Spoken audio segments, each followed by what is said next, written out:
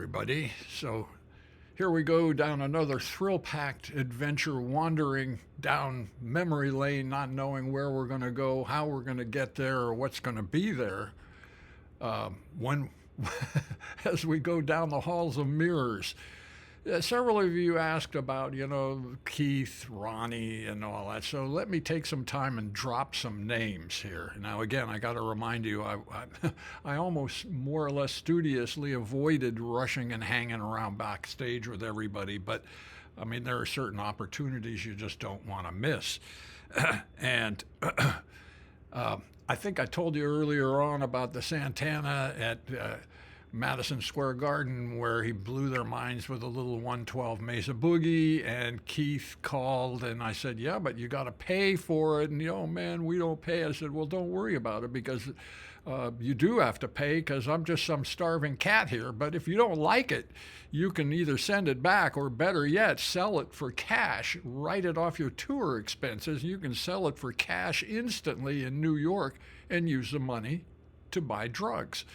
And then I thought, oh, man, did I ever blow it? But Keith, being Keith, said, man, that's a good idea, except I already tried Santana's amp, and I don't want one. I want 6, which they got.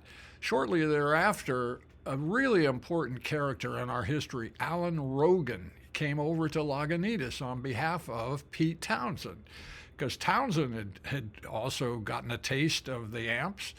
And he was offering to endorse them, but he wanted to at least have some firsthand knowledge that we weren't completely messed up, and that we were actually kind of what we said we were, which in fact we actually were.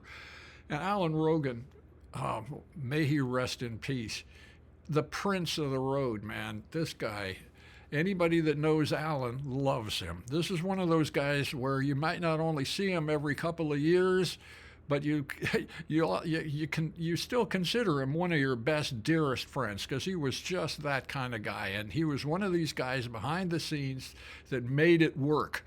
Now, not only was he a guitar tech, but he was just a pal. And I think that almost is more important for the vibe for a lot of these big stars. So some of them, they don't really care that much. I mean, they just go out and have fun and play, and it's up to somebody else. I mean, I've even seen players where they're sitting there playing and the amp is on standby. This was a twin reverb. And I said, hey, man, the amp's on. Oh, that's not my job. that's somebody else. At any rate, I mean, it's just some crazy rock and roll shit. So where are we going to go with this? Let's see. So Townshend sends over Alan Rogan, and he ends up, we're having such a good time with him. This is in the Lagunitas days, that he spends a couple of nights there, and we're just having a terrific time. And, he gets back and he tells the story to Pete. And at that time, Pete and the organization had an offshoot called ML Executives, and they became our importers into the UK for, I forget how long it was, but we were making so few amps in those days, and we were so back-ordered. But it was a great thing, and I saw Pete a few more times. I never got really close to him. He was busy, and he could be kind of off-putting, as he should. He's the star. I mean, I'm there to serve him. I'm not there to but Alan served him and was his friend. And so one time I'd arrived in London and beat, just wanted to go back to the hotel. And our pal there, Simon Hart, picked me up, and he had this new thing, a cell phone in his car, which was pretty radical, and it rings, and it's Alan Rogan. And he says, there's a wake for Stu at Club 100 tonight. And I said, oh, man, I am so beat. And he said, no, you really ought to come. Everybody's going to be there.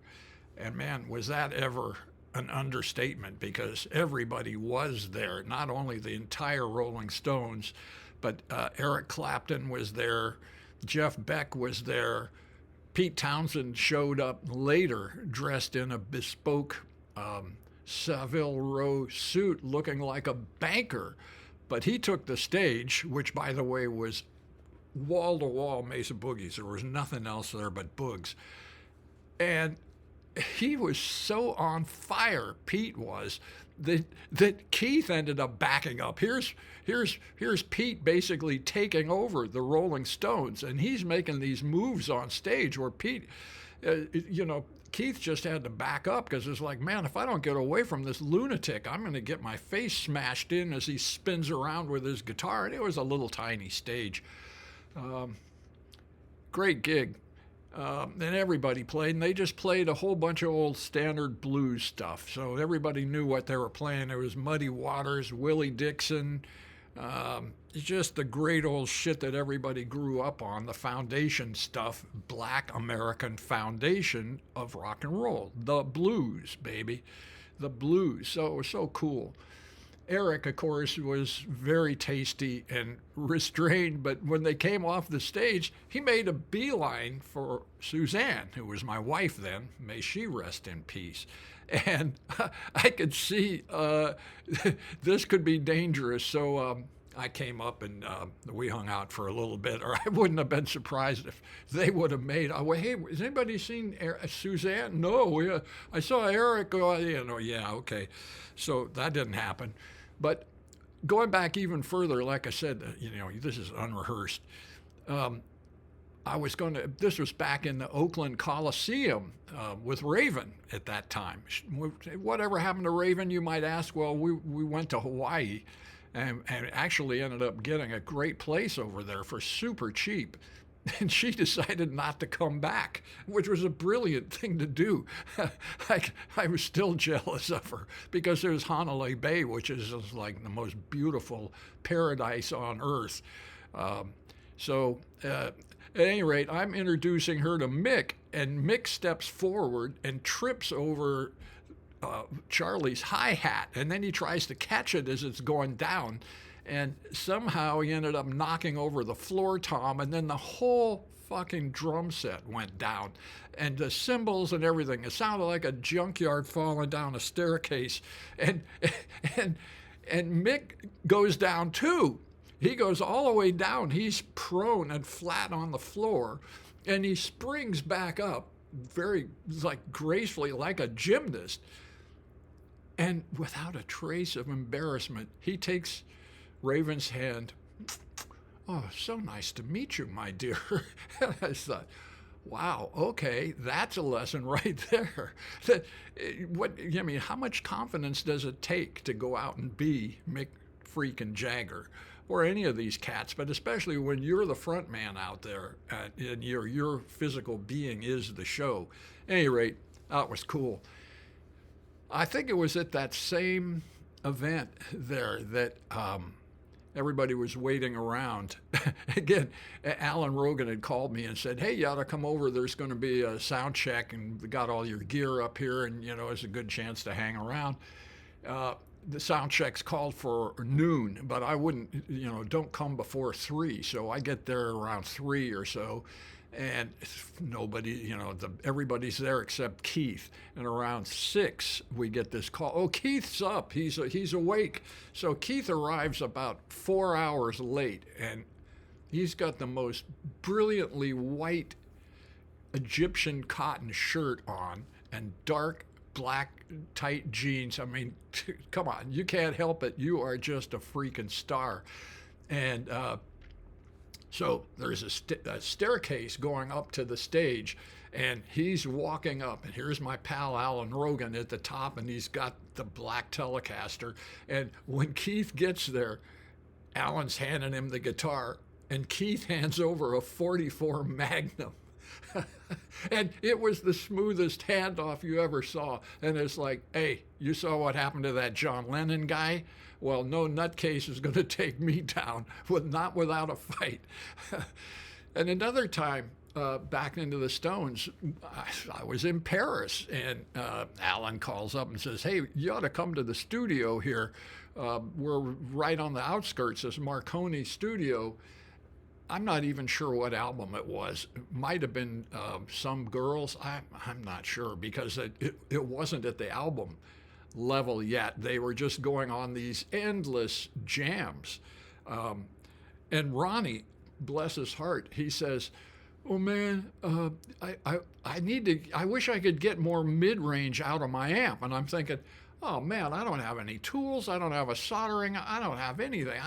Man, how am I going to get you more mid-range? So I go over there and look at his amp. The middle tone control is at 0. So I turned it up to 4, 4.5, and he goes, oh man, listen to that. Listen, hey, everybody, what that cat just did. Listen to this, man. Oh, my God. So that's kind of what I was meaning about these guys. They show up to play, man. I mean, this is music. We're playing music. This is not too serious. And again, this is all messed up in time because Ian Stewart was still there then. Now, for you guys that don't know who Ian Stewart is, most of you do, he actually kind of was one of the founders of the Stones. He was the guy that played the little piano parts in the background, but he did so much more than that. He was kind of like their road manager, their pal, their anchor, and even their musical anchor. He would tell them, he said, you know, guys, that sucks. That is shitty, wimpy-ass shit, and you can't put that out. And they go, yeah, you're right. And, man, I mean, the cat was loyal. I mean, I remember, because these deals would just go on nonstop. Matter of fact, Keith would say, you can't even get up and take a leak. Which was tough because Charlie didn't want to exactly obey. So they had some footprints written on the floor where he could leave and come back. And apparently this went on for 18 hours nonstop. And what they're doing is they're just grooving around while they're playing around looking for a groove. And everything's being recorded. And the engineer is just like, oh man, how long is this going to go on? But through that chaos, a great riff will come up, something like start me up, something like that. They'll just, wait a minute, they'll listen to these tapes, Keith will, and he'll say, there it is, right there. There is a song. There, we can do something with that. So it was interesting to see how they worked. If you can call it work, you can call it playing. And that's what they did. And that's one reason why I think those guys were so great and lasted so long is because, yeah, they take it seriously, but not seriously enough that they're agonizing over it. Or if they are, I never saw evidence of it. And I think that's a great deal about it. Now, something else happened about that time. I'm talking the late 80s, maybe the early 90s. Again, I've mentioned this 2 or 3 times, is the best part of this career I've had is the people that I've gotten to meet. And I'm going to line you up with one that was totally unexpected. About that time, in Poland was Lech Walesa and the Solidarity, where the shipyard guys went on strike. And what this led to basically was the collapse of the Soviet Union. Poland was still under the boot of the USSR, and man, it was a living nightmare there. But they had a rock band with a singer. I wish I could remember her name, but Polish names are close to impronounceable anyway. She was gorgeous and really talented, and they toured throughout Europe and made a lot of money. But the way the commie government worked, they had to turn all of their hard Western currency in for useless Polish zlotys. And I'll tell you how useless they are. The official exchange rate was something like 8 to 1 dollar. And as soon as you walked out of the airport, somebody's offering them for 100 for $1. They were useless. At any rate, the gig was they could, call their tour expenses and use the Western currency. So they kept buying more and more and more boogies. And finally, my German distributor and friend and I went over there to meet and greet and see what was going on. And the first meeting was with their manager, and we're sitting in this hotel fancy bar, back room at a bar. And there's this other guy there named Mr. Duda. And in front of each of us is this mound of caviar. Now, I don't know much about caviar, but my German guy said, hey, you know what, each one of those would be like $1,100, $1,200 in Germany for that. And so we're just spooning in these enormous amounts of beluga caviar with the finest finest vodkas. And I'm talking to this fella, and he says, well, I'm the minister of economics. And he speaks flawless English because he went to university at Oxford, I believe, in England. So he not only spoke great English, he spoke it with a very dignified English accent. And, I'm getting pretty wasted. And I said, wait a minute, you're the economics minister? But I put it this way. I said, wait a minute, what's it like to be a practitioner of the dismal science in a communist country? And he roared, laughing, because economics is nicknamed the dismal science. And I was making a bet that this guy with his British education had heard that. And he put his arm around me, and we threw back a couple of more shots. You know who the president of Poland is? Andrej Duda. That guy that I spent a memorable afternoon drinking and eating caviar with. And he set us up for the finest restaurant in Warsaw, which was still so depressing and such a freaking dump. I cannot tell you guys. Anybody that has sympathy for commies, just go to some commie place. And if you like it, stay there, because you won't like it. Everything was nightmarish there. I asked this guy Duda, I said, can you explain one thing for me? Yeah, I said, on almost every intersection in Warsaw, there's a pair of police, I guess they're police, army, I'm not sure, in blue uniforms. And then on the opposite two corners, there's police or whatever they are in brown uniforms. What's that? And he said, well, the blue uniforms are Polish police. And I said, yeah, what about the brown ones? Oh, well, those are Soviet army police. I said, what for? Well, they're there to shoot the Polish police if the Polish police won't shoot the Polish citizens. Oh, that's how that works. Well, that's a kind of friendly deal, isn't it?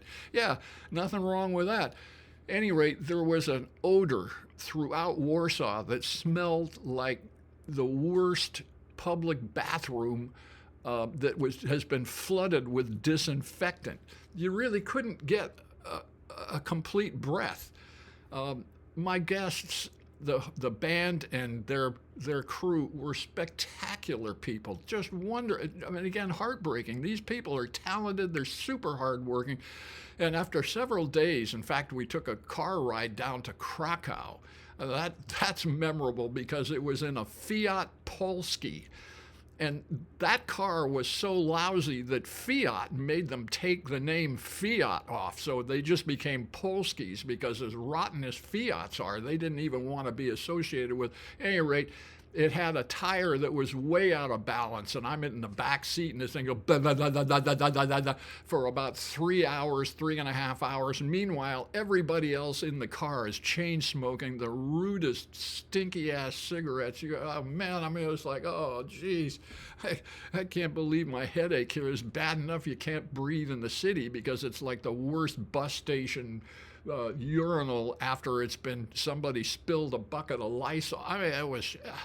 It was just terrible. Everything is run down. There's nothing in any of the stores. Literally nothing. Empty freaking shelves. And I think about that when I walk into the supermarket and go down there, and it's just like lined with stuff. These people can't believe that.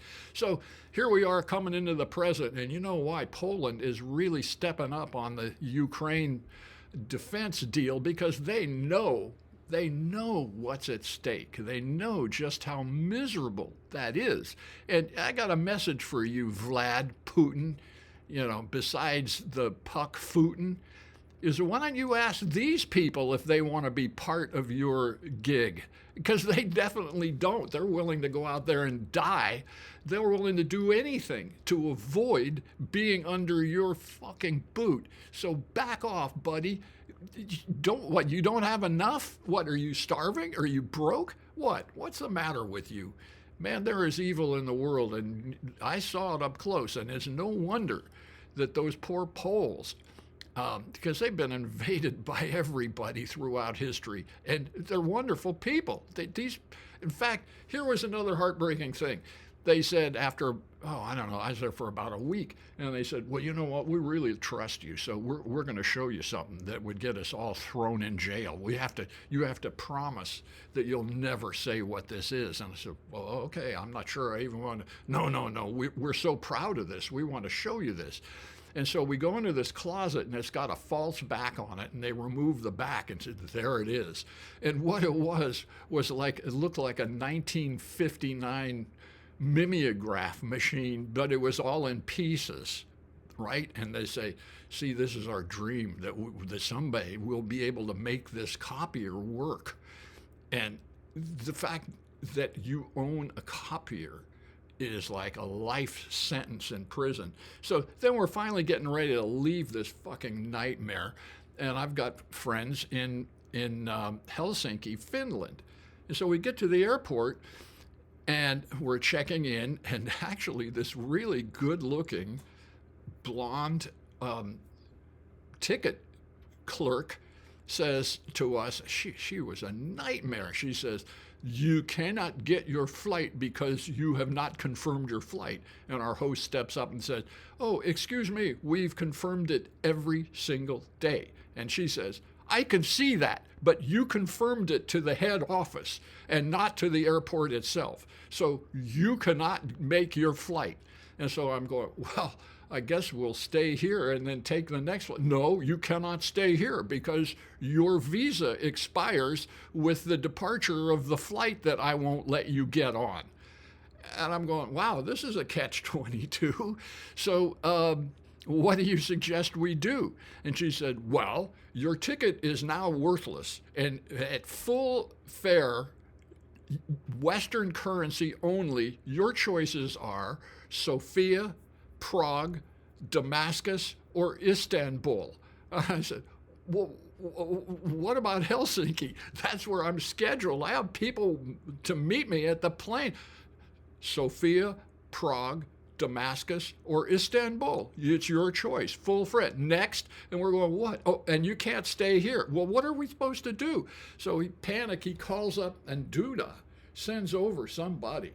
And they go through this big negotiation, and it was like, okay, well, we'll sell you 2 tickets to Copenhagen. I said, well, what about Helsinki? No, we're not finished fucking you over.